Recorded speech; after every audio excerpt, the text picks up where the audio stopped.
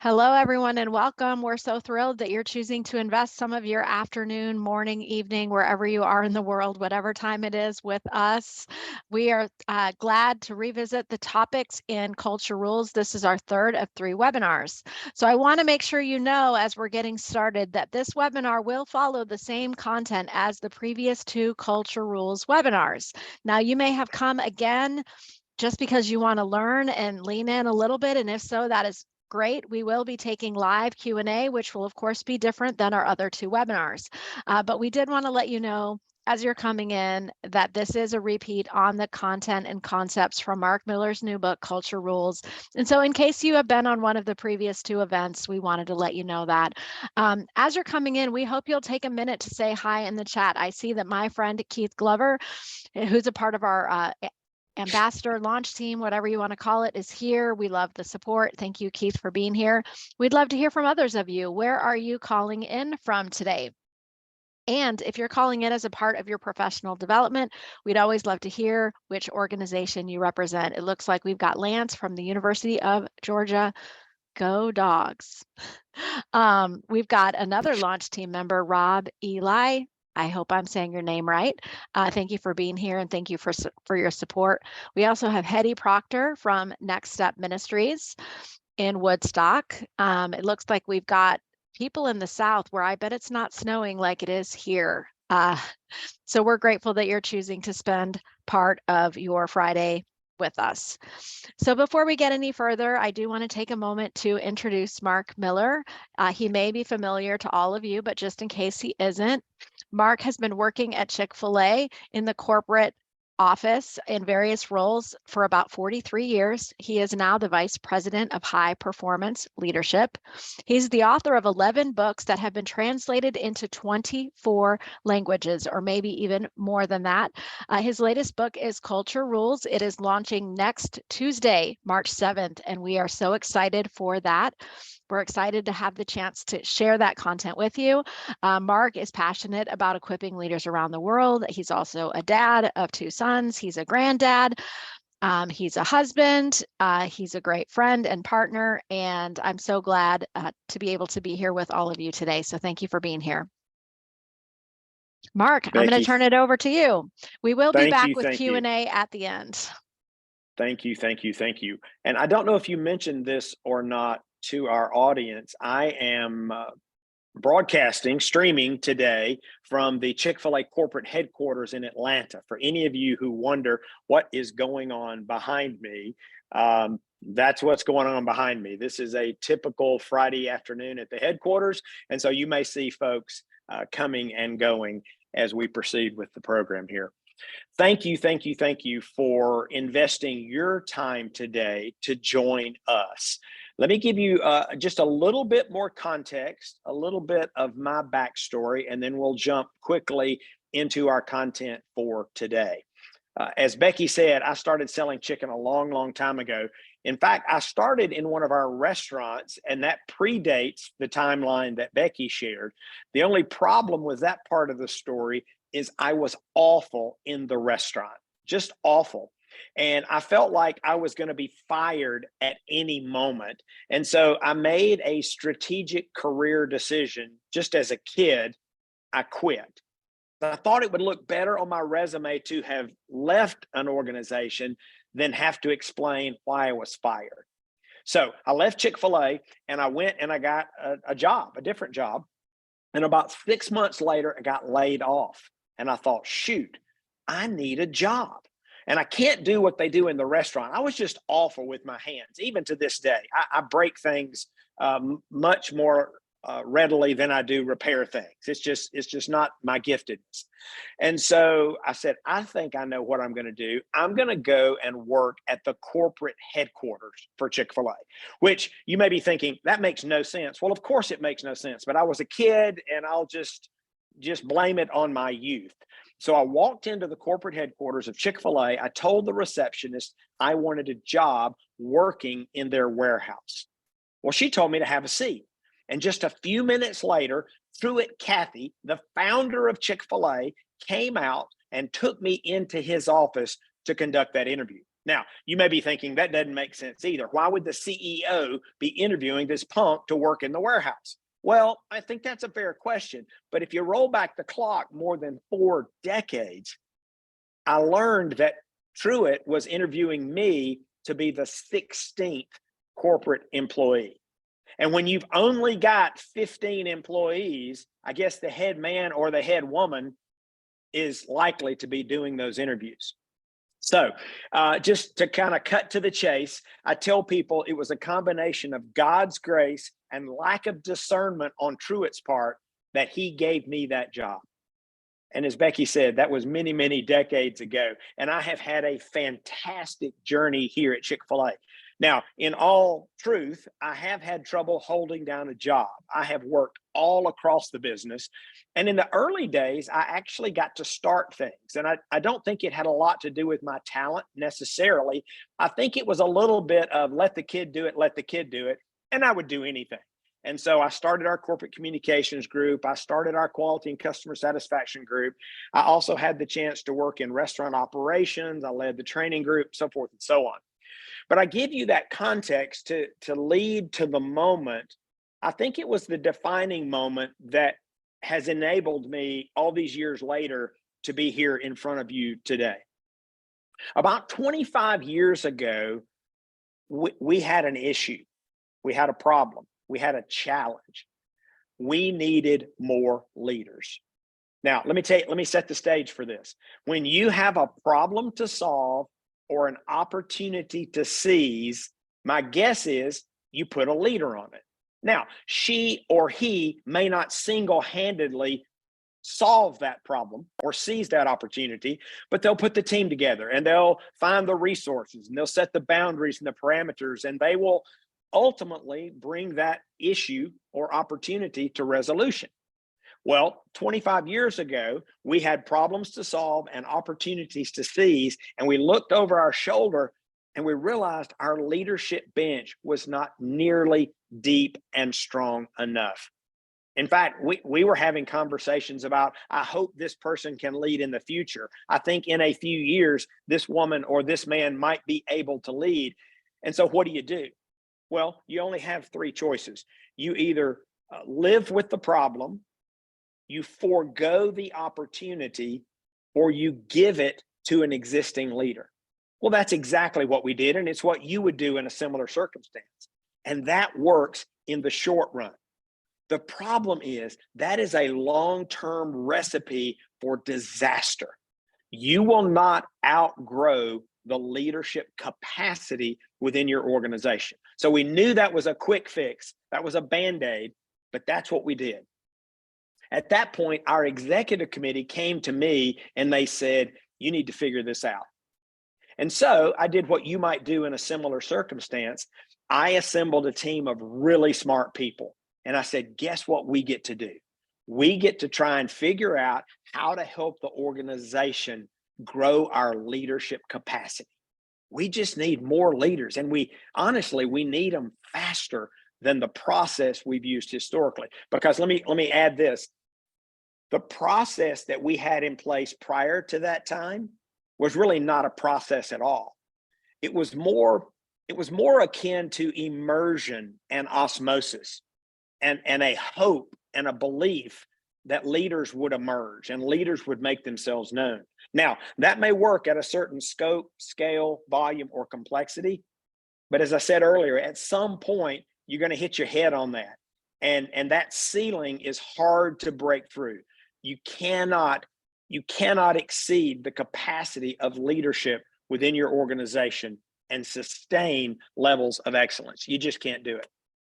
So that was the first project that my team undertook about 25 years ago. And since then, Becky mentioned there are 11 books. Well, every 24 months or so, we've been trying to tackle a new problem. We've been trying to look to the horizon and say, what are those emerging threats and opportunities, ways that we might serve leaders? And even sometimes we try to look over the horizon. You've heard the old saying that in hockey, you don't skate to where the puck is, you skate to where it's going. Well, sometimes we'll be so bold as we'll say, here's where we want the puck to go.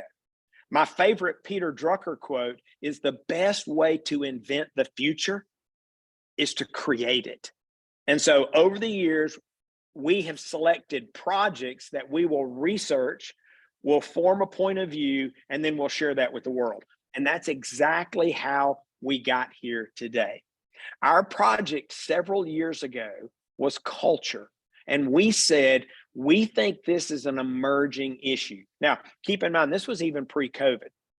We said, we think culture is an emerging issue. I've already referenced scope, scale, volume, and complexity. As those things go up, it puts more pressure on a culture. And so we jumped in and said, let's see what we can learn. Now, one of the first things we learned, we knew this before we started, is that culture is hard. It is a hard and complex topic. You know that it's hard because you live in a culture, and every organization has a culture. It's either by design or it's by default, but you know how challenging it is. So one of our early expeditions was to see, can we figure out why it's hard?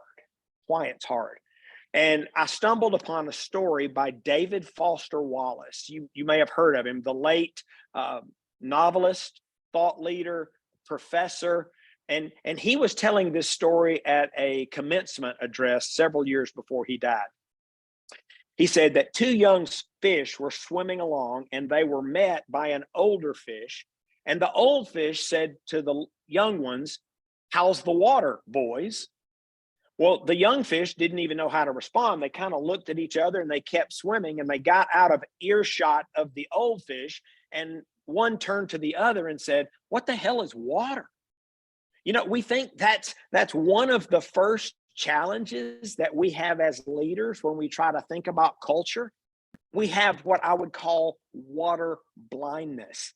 The fish couldn't see it because they were in it. Sometimes it's so hard for leaders to see culture because you're immersed in it and you just cannot see it. But that's only one of the challenges. Let me mention a couple more. One is the uniqueness of every culture, which by definition would probably lead you to the conclusion that one size fits all solutions don't work. I think there's a lot of truth in that. Another challenge is the always on nature of culture. You got to work on it all the time.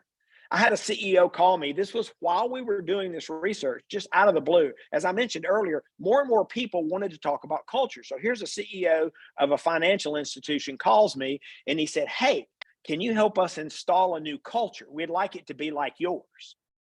And I'm sitting there, the term install like created a check in my spirit. And I said, okay, hold on. I said, I want to explore what you mean by install. He said, "Yeah, can you put one in?"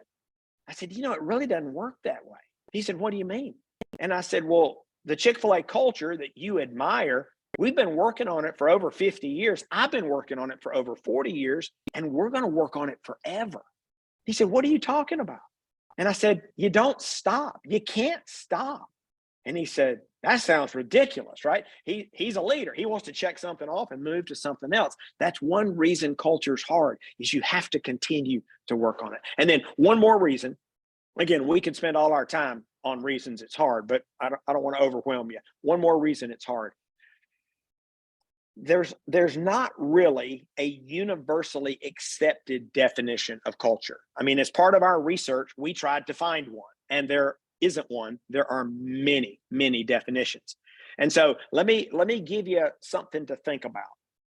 First of all, culture is an unseen force, which also compounds the difficulty in trying to lead it and steward it and manage it and nurture it, is you don't actually see culture. But here's what I would tell you.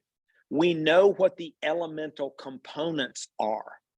A culture is the cumulative effect of what people see, what people hear, what people experience, and what people believe. And who influences those things more than anyone else? Leaders. This is our opportunity. This is our responsibility to create a thriving and vibrant culture. Now, I want to circle back. I may even have said too much about how hard this is. Like, why would you work on something so hard? I mean, have you ever thought about why you work on hard things? Well, I think as it relates to culture, I think I know why you work on it. Because sales, profits, customer satisfaction, employee engagement, employee retention, your competitive place in the market, all of that hinges on culture. Peter Drucker, who I've already referenced once, he said this: culture eats strategy for breakfast. You work on culture, and I work on culture because it's essential, it's crucial, and it's vital to the health and well-being of our organizations. Now, you already know that. Well, let me put an asterisk on that. 72% of you know that. Let me tell you where I got that number. When we went to work on this, we said we don't want to just communicate our own experience. And certainly, I never want to impose my bias into the work that we create. In fact, I work really, really hard to pull my bias out of the work. And so, as we have done on many other occasions, we will begin by doing research. And we ended up talking to over 6,000 people, either talking to or surveying over 6,000 people, leaders and individual contributors from 10 countries. And 72% of the leaders said that culture is their most powerful tool for influencing performance. So 72 out of 100 of you already get this. And that's exciting. I mean, I'm thankful that you understand it. We believe that you understand it so much that in the book, we didn't devote a lot of time to trying to convince the reader that culture is important. We devoted a few pages to it, but it feels intuitive. It feels obvious for any leader with experience that culture really does matter. But the research reveals something else. And it actually was a catalytic moment for us as a team. So you already know it's important. You believe it's important. But we asked these leaders around the world to rank their priorities. Creating and maintaining culture came in number 12 in the United States. 12.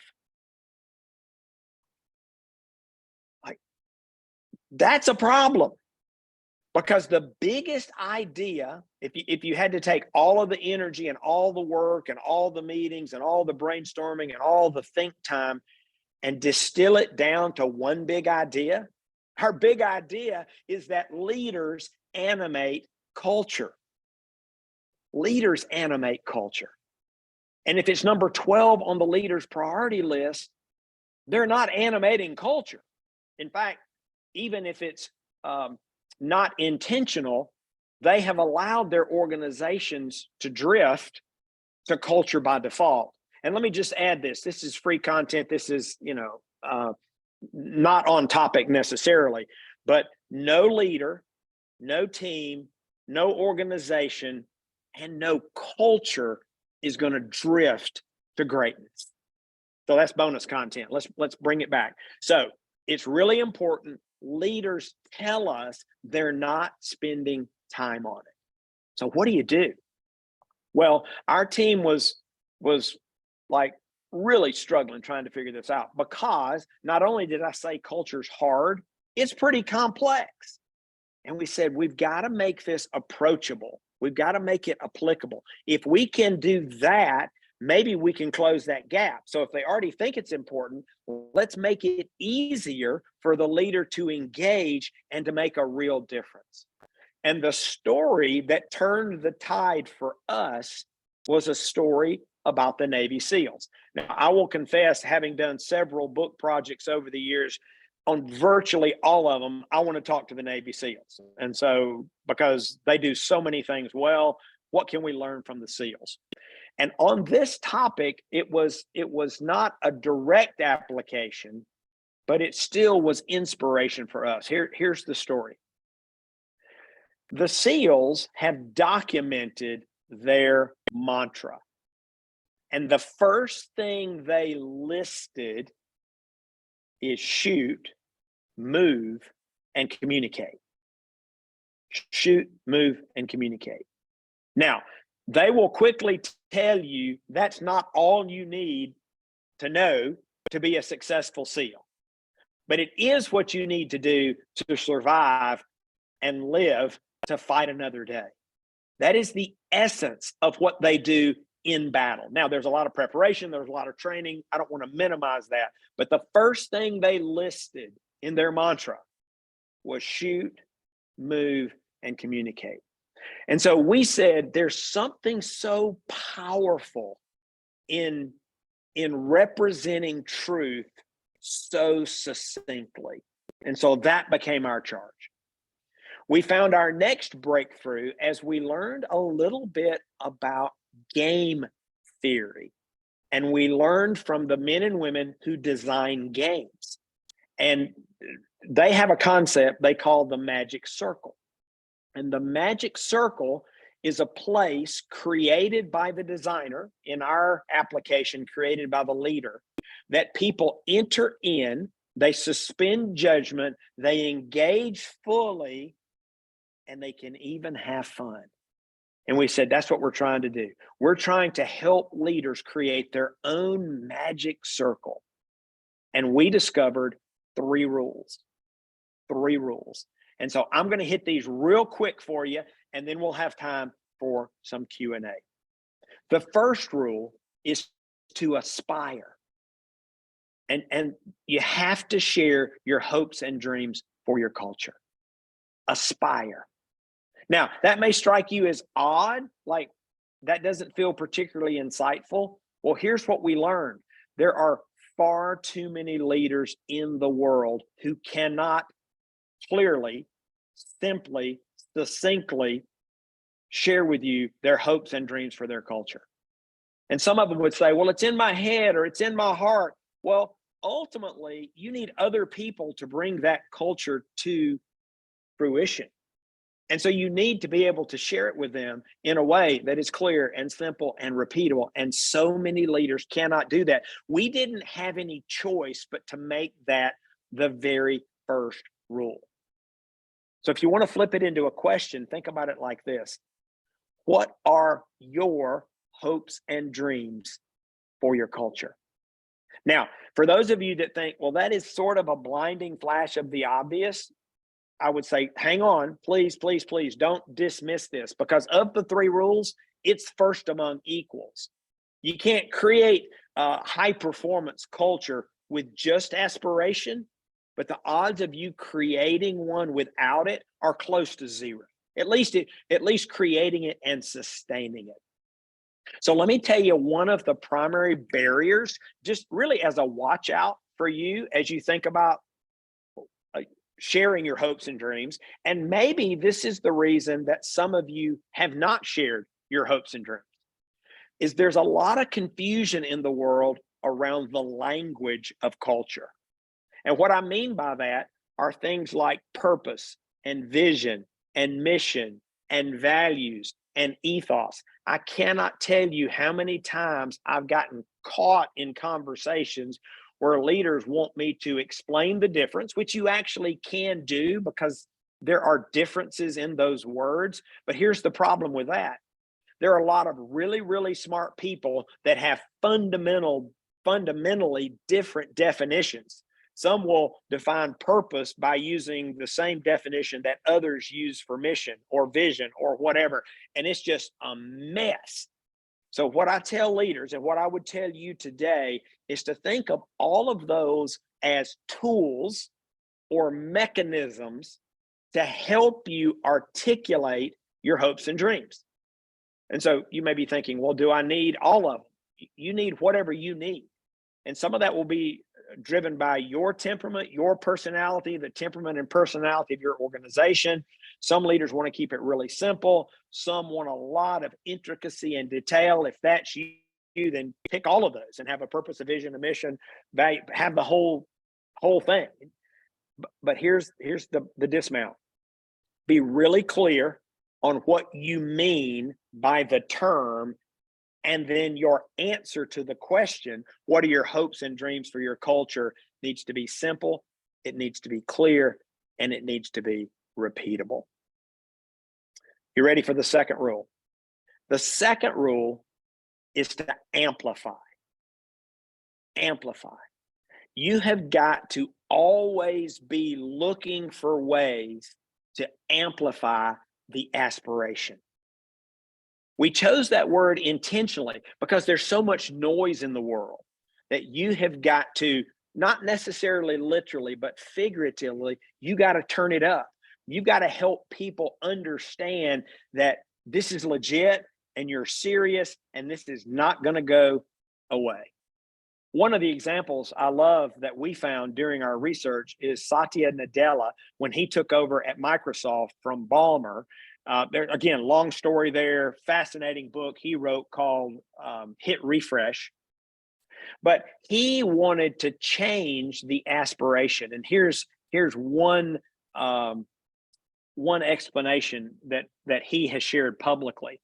He said he wanted their culture and their organization to move from being know-it-alls to learn-it-alls.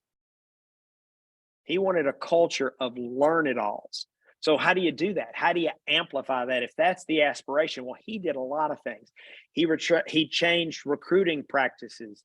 He changed performance management practices. He set up new metrics for success. They adopted a growth mindset as their key corporate metric for the health and vitality of their culture. He even changed compensation, tying a significant portion of senior leadership's pay to how the organization at large was doing in this arena of growth mindset. So think about whatever your aspiration is. There are so many ways that you can amplify that. Let me give you one more example, a historical example. Well, I'm going to start with the principle which you can apply today, and that is to walk the talk, live the values, role model whatever it is that you say is important, because people always watch the leader, whether you want them to or not. And they're trying to figure out, are you trustworthy? They're also trying to figure out what's important around here. The historical example I love is Alexander the Great. And I don't know if we've got any history buffs on the call here today or not, but you may or may not know that when he was 22 years old, he set out on a almost decade-long crusade to conquer the known world. Get your head around that, which he successfully did. In 326 BC, he and his men were fighting in a region of the world, modern day Turkey. It was the Malians, or the folks that they were up against that day. And it was one of many defining moments for Alexander, because what you need to know about him is he always talked about bravery. He always talked about courage. In fact, if we impose modern language on historical example, you could make a list of values that he espoused on a regular and consistent basis. He even told his men, reportedly, that none of them would ever die with an arrow in their back, because we will never retreat. So you get this courage and bravery, and we will never retreat. Okay, that's the aspiration. But that day, as many, many days before and after, Alexander is in the battle. He was known as leading from the front. So in this illustration, he wanted to take a citadel. His men had a ladder. He thought they were moving too slowly. So he took the ladder from them. Now they're under enemy fire at the time, arrows pelting down upon them. He takes the ladder, puts it up against the tower, and goes up himself. He's now on top of the wall, fighting hand to hand with the enemy. His men see that their leader has now ascended the wall, and they rush the ladder and they destroy it. Well, Alexander, looking at what has happened, decides he really only has one choice left, which again, I'm still trying to get my head around this. He jumps into the tower. He's now on the other side with the enemy. Well, his men secure another ladder. They come, they scale the wall. They now come over and they find him up against a tree to defend himself, fighting against these guys. And parenthetically, he was wounded that day. He had an arrow that pierced his lung just behind the breastplate. And it was a near mortal wound, but he actually recovered. So here's what I want you to think about. How did that impact his men? Not that he talked about bravery and he talked about courage and he talked about we will never retreat, but he moved them. There are historians that believe his army would have never accomplished the things that they accomplished had he not led from the front, because people always watch the leader. So here's my question for you. What are the people around you learning from your leadership? The third rule: after you aspire and after you amplify, there's one more rule. And I've had a leader as recent as 24 hours ago say, don't you just need those first two rules? Okay, this is a slippery slope and it's a trap, because leaders love to get things done. We love to check things off. We love to move to something else, just like the guy that wanted to install a new culture. If you have a clear aspiration and you amplify it well, you will move towards that aspiration. You will begin to see a culture form. If you're not careful, you'll want to protect it. You'll want to bubble wrap it. You'll want to shrink wrap it. You'll want to say, we got culture. What else can we go work on? Here's what happens. If you bubble wrap it, you shrink wrap it, you'll suffocate it. Your culture will die. You have to apply the third rule, which is to adapt. You have to adapt. You have to constantly be looking for ways to enhance your culture. So let me just say a word or two real quick. I'm watching the clock, but I want to say something about enhance, because I've been asked this even since the book is actually not out, but I gave some advanced copies to some people and they want me to talk more about enhancement. So this is stuff that's not actually even in the book, or part of it is. There are three types of enhancement. The first is when you close critical gaps. Now, those, we do reference those in the book. We call them toxins. A toxin is any pattern of unhealthy and unproductive behavior. You have got to be on that as a leader. And again, we talk about that one in the book, but that's not the only type of enhancement. The second form of enhancement is when you leverage your strengths. See, if you're really good at something, let's pretend you have no toxins that are at a level to signal any alarm. Well, but if you come back and say, well, what are we really good at? You double down on that and you get even better. You have just enhanced your culture. And then the third is a little discussed category that I love, and I call it new capabilities. So here's an example from the chicken. Several years ago, we decided, senior leadership actually decided, that we needed to be more innovative.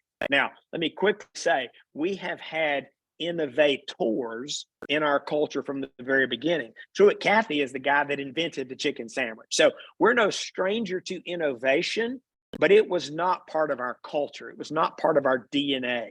And so with that new aspiration, we began to amplify that. And I would argue that we are more innovative today than we were a decade ago. That's an example of a leader who's adding new capabilities. It is so critical and so important that we as leaders adapt.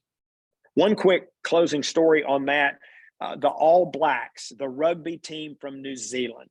If you don't know their story, it's fascinating. Between 1903 and 2004, they won over 80% of their matches. They're widely held as the most successful professional sports team in the history of the world. But in 2004, they lost their way and they began to lose. And the team decided they needed to adapt. And that was actually their language, and they created their own definition. And there's a fascinating book called Legacy, where you can learn about the story of the All Blacks. And then they went through this process, and they've had some of their best days ever. Between 2012 and 2016, they only lost 2 matches in 5 seasons. Imagine that. Now, 2 weeks ago, I read an article that the All Blacks are struggling. And guess what? They're asking themselves, how do we adapt? You have to constantly work to enhance your culture, or you'll leave it. You'll lose it. So here's my last thought, because somebody, if I don't say this now, somebody's going to put it in the Q&A, and they're going to say, okay, how do you identify toxins? How do you know what to enhance? How do you do adapt well? So I got a short answer and a short story. The way you adapt well is to listen well. To adapt wisely is always preceded by good listening. In essence, what you're trying to do is set up an early warning system. So here's the story. Most of you have heard about the canary in the coal mine. This was a phenomena around the world about 100 years ago. Just over 100 years ago, there were toxic gases in the mines, and miners would go in and they would often die. And so they began carrying canaries with them in the coal mine. They are hypersensitive to toxic gases. There's a story behind that. I won't bother you with it, but just trust me. The birds would be subject to the toxins before the miners. And so if the bird stopped singing or the bird fell out, everybody knew to evacuate. Well, that's in essence what an early warning system does for you. It lets you know when the level of toxicity is it's there, but it may not yet be fatal. Well, the lesser known part of the story is that the miners didn't want the birds to die. And so many of them created what they call revival cages. And they have this little glass door. And so there would be a bird in there. In fact, I shared this with about 9,000 people a couple of weeks ago, and I had a live bird in here. I don't have him right now. I need to get me another bird. But the bird's in there. The bird falls out, right? There are toxins. So the miners would close this door to seal the chamber, and they would turn this valve to flood the chamber with oxygen. And in many cases, the bird would survive. Now, why am I telling you this story? Because you control the valve. You can push fresh oxygen into your organization, but you've got to be aware of when it's necessary. You've got to be aware of when it's needed. You need an early warning system. So you need to be diligent about listening. Personally, in group settings, observant of people's behaviors. You probably need some quant measures to go with it. You need to be aware so that you can revive the bird and help your organization thrive. So that's probably more than enough. Becky, let me kick it back to you. I think we're going to do some questions here in a minute. We sure are. But before we go to questions, Mark, I just want to take a moment to let people know about some special opportunities associated with the launch of your book next week and some offers that we have for people who may be ordering the book. So I'm just going to take a quick moment to share my screen in just a second. And what we're going to be able to talk about these special opportunities to learn with and from Mark. So we do have the book launching next Tuesday, March 7th. And when you pre-order Culture Rules for yourself or your team or both today, I just want to highlight a couple of cool things. One is that if you buy 11 plus books, you are going to get a private virtual event with Mark where he can share this content with you, which is a huge value. If you order 500 plus books, Mark is going to, at his own expense, come and do an in-person keynote for your organization.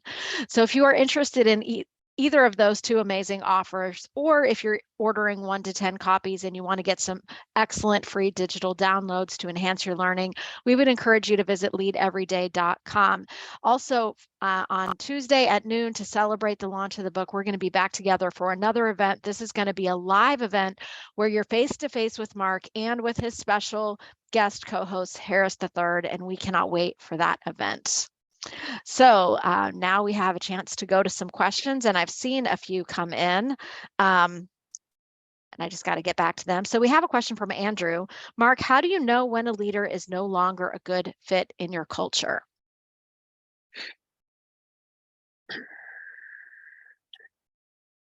Well, it's funny you would ask that, because I just came out of a meeting. We're working on a book that'll be out in a year or so about leadership. And we just did a global study.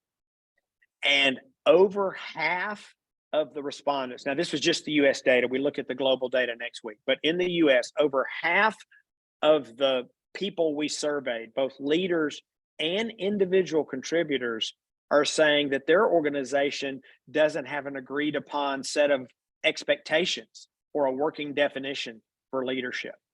And so when I'm trying to decide if somebody's a fit, I think the first question I'm going to ask is the role clear? However you package that, are the expectations clear? And have we tried to help the leader meet those expectations? I find you've got so many leaders, and this research validates that, who are flying blind. They don't know what the organization expects of them. Obviously they know that the organization probably expects some results, but that leaves a whole lot open to interpretation. So anytime I'm questioning fit, whether it's for a leader or an individual contributor, I want to be sure there's real role clarity. And this may sound basic, but in writing, because I have had leaders that when they're in, and individual contributors, when you show them in writing what you expect, for some of them, that was a defining moment. I literally had somebody go, "Oh, is that what you want me to do?" And I remember having the conversation, but when I actually clarified it and put it in writing, I saw an immediate transformation. I'm not saying that always happens, but you need to be sure that expectations are clear. That'd be my first step in deciding if somebody fits or not. Fantastic. So I have kind of an interesting ad from Keith here, because on one of our previous webinars, we had a very similar question. But Keith says, first, Mark, the book is amazing. Thank you for writing it. And Keith is mentioning that he's seen that organizations often have an overall culture, and then there are micro or subcultures that develop within departments. Do you see that as a bad thing? Why or why not? And do you have any strategies to assist with the inevitable microcultures or subcultures that tend to be a counterculture within the organization? Wow. Okay. Thank you, Keith. And thanks for the comment about the book. That is a really big question, and it's multifaceted. So let me take a swipe at it. I mean, I love Q&A and I hate Q&A. I don't want you to interpret the brevity of my response with the magnitude of your question. And that's true for everybody who's going to ask a question today. Okay. Once you get past about 3 people, maybe 4, I've never seen a culture that doesn't have micro cultures.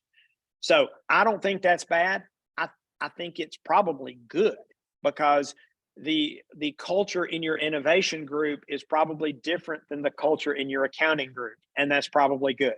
And the culture in your human resources group is probably different than the culture in your operations group. So I don't see micro cultures as bad, as long as they fit within the larger cultural parameters that they contribute to, as opposed to compete with the larger cultural aspiration.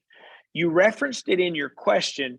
The risk is if a microculture becomes a counterculture. And we say a counterculture is any group that is working against the larger aspiration. And the leader just has to deal with that. And if that means, it depends on the situation and the circumstances, and there are a lot of depends here, but you can't allow countercultures to continue by whatever means possible. Countercultures are not only counterproductive, they are a toxin that will metastasize really quick, and you can kill your organization if you allow countercultures to gain their footing. Thank you for that, Mark. And Keith, if you have any follow-up questions, you can feel free to put those in the chat. So Mark, something that stood out to me today was what you shared about when there's a gap between the reality that you want to have in your organization and your aspiration, then it's time to adapt. So I was wondering if you would have any guidelines when you start to see those gaps. What's the leader's first action as they start to adapt to close that gap between their aspiration and the reality? I think the first thing the leader needs to try to figure out is why. Why do the gaps exist? I didn't know you were going to ask that question, but the other book we're working on is about organizational change. And what we realize is that there's several things that are needed for successful organizational change. And they're not needed in necessarily any order or any predetermined amount. Let me see if I can illustrate. See, change used to be linear. Change is not linear anymore. It's just not. It was in the 50s and 60s and 70s, maybe even into the 80s. It's not anymore. So you got to have vision. You've got to be able to support the people with the change.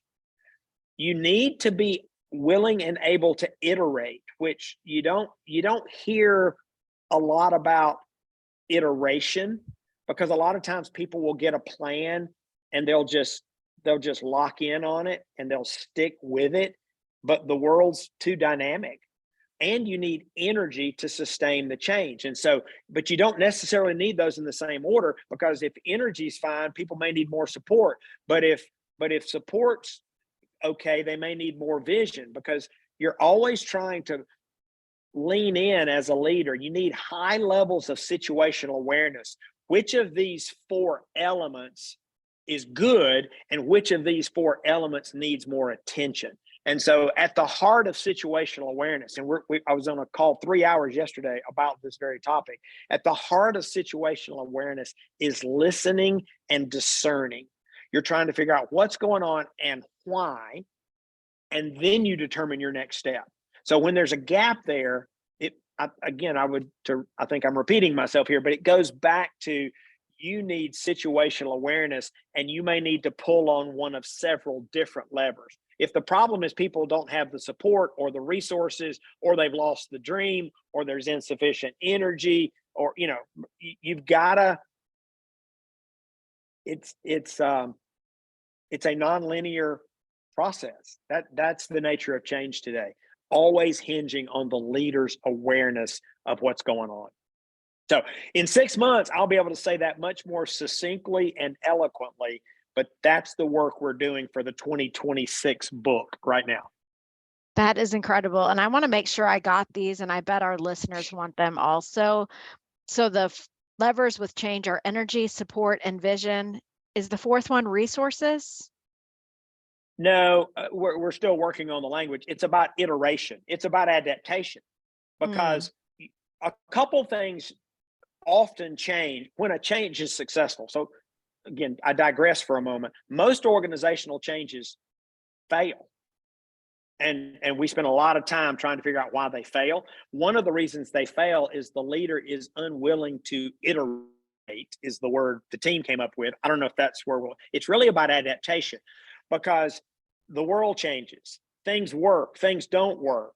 And you may even iterate on the vision. You were trying to go here and you end up going 2 degrees off. You're still in a better place, but the world changed and the world shifted.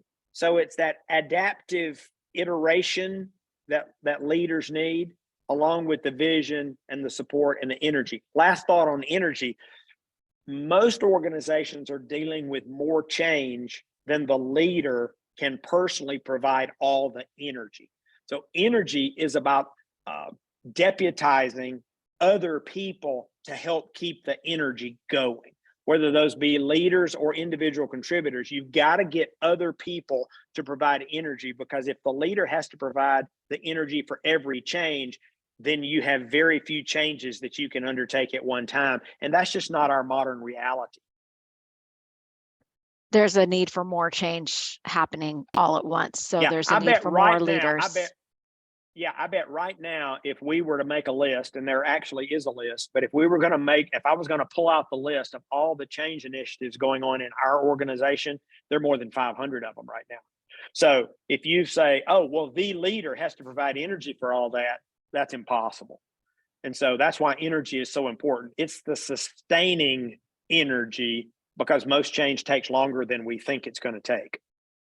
Thank you for that, Mark. So I have a question and some comments here from Tom. So Tom said, you mentioned listening as key. In today's workplace, there seems to be a shift toward making the employee happy.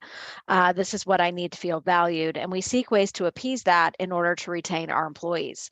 So can you speak to the tension between that and a leader who's trying to drive culture? Okay. That's a big one. Okay. There's another simple question. Thank you, Tom.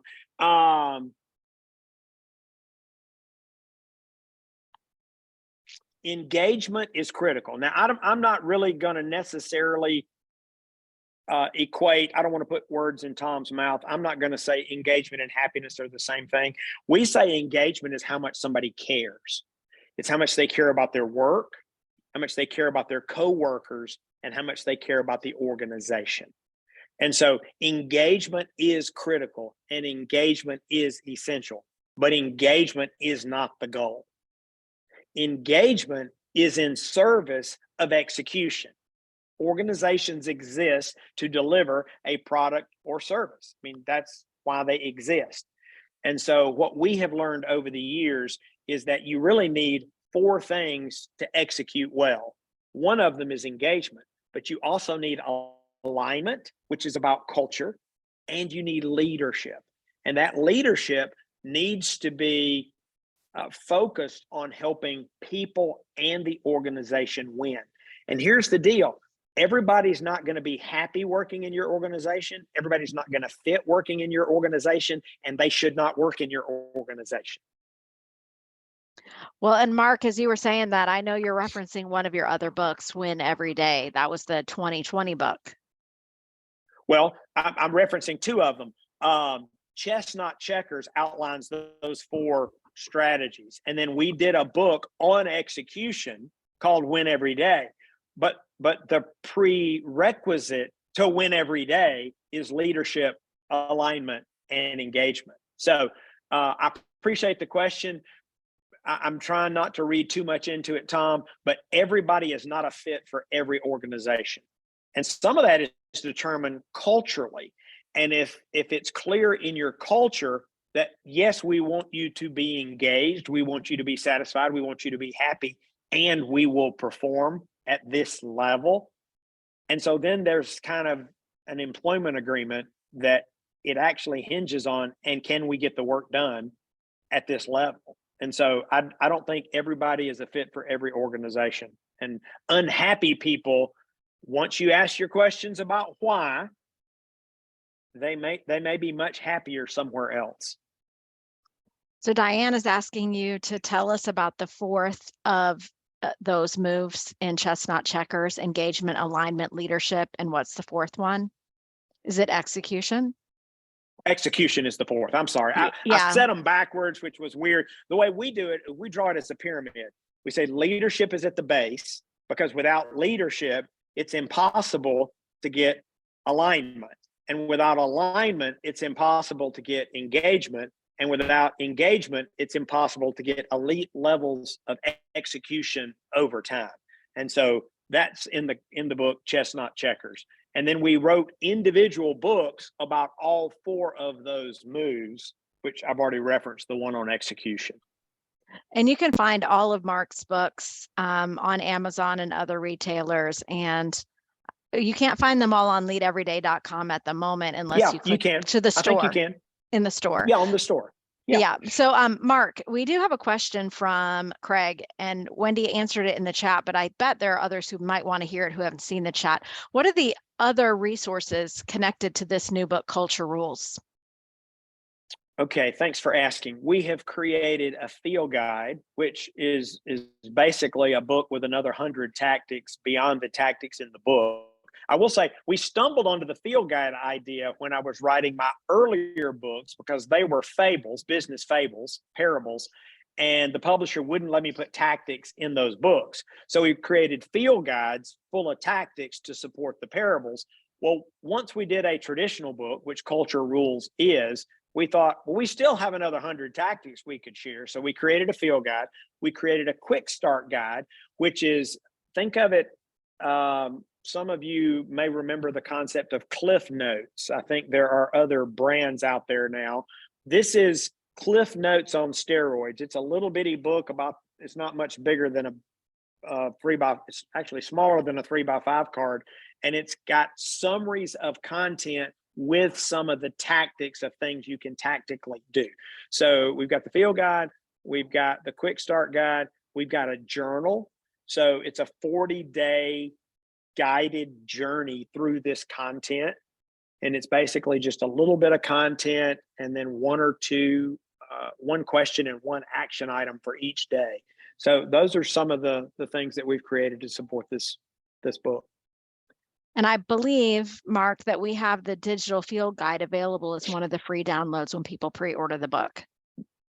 Somewhere on that page, there's a free digital field guide. Download the field guide. Well, let me say this. There is a free digital field guide that comes with every book. It's in the back of the book. You scan the QR code, so everybody has access to the digital field guide.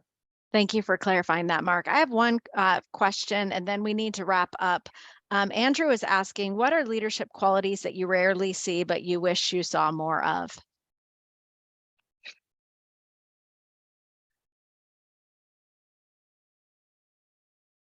I keep looking outside because we're having a snowstorm. Okay, well, let me say this. For leaders who are struggling,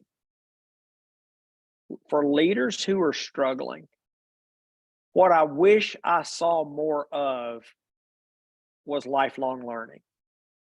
We think one of the most important character traits for a leader is to hunger for wisdom. And if you hunger for wisdom and pursue it, you can solve a whole lot of other leadership problems and issues. You know, I think hunger for wisdom is a character issue. It's not a skill issue. Well, here's the deal. Most leaders struggle for character reasons because you can Google the skill stuff, right? Skills. I hope the problems your leaders are facing are skill-based, much easier to resolve, but you can resolve the character issues if there's a willingness and there's the desire to do so. So if more leaders would hunger for wisdom, I think we'd see a whole lot better leadership. So we're going to take another moment before we let you wrap up the hour together, Mark, to give you some reminders of what you can do. We would encourage you to pre-order Culture Rules for yourself and your team today if you haven't already done so. And then you can claim those amazing bonuses at leadeveryday.com. And we are extending these bonuses as they stand to March 13th. So you can order 11 books and get a private virtual event with Mark. Incredible opportunity to learn with him. Order 500 plus books and get an in-person keynote with Mark at no cost to you. That means he's getting on a plane or whatever it takes to be with you in person for a keynote. These are great resources. They're available now through March 13th. We hope you'll take advantage of those. And we also hope that you'll register to attend the virtual launch celebration with Harris III, who's our special host. And that's on Tuesday at noon Eastern. So Mark, I'm going to turn it back to you for a wrap up. Okay, here's a final thought. And it's the idea that I closed the book with. Some of you have seen the movie Ready Player One, or you read Ernest Cline's book by the same name. Spielberg popularized it when he made the movie. And I won't go into the whole storyline, but for those that aren't familiar with it, the story unfolds in two worlds, the real world and a virtual world. And in the movie, the virtual world is called the Oasis. And the hero of the story, his name is Wade Watson, and in the virtual world, he takes on the persona of Percival, the mythical medieval knight who was searching for the Holy Grail. And there's a line in that movie that Percival shares that I felt like was the perfect way to close the book and to close this session. He said, people go to the Oasis because of what they can do there, and they stay because of who they can become. You know, that's my hope for you, that you could create a thriving, vibrant, dynamic, high performance culture that would attract people. They would come there because of what they can do. They could have a job, but that they would stay there because of who they could become. This is within your reach. Every organization has a culture by design or by default. Use the culture rules to create the culture of your dreams. And let me know if I can serve you along the way.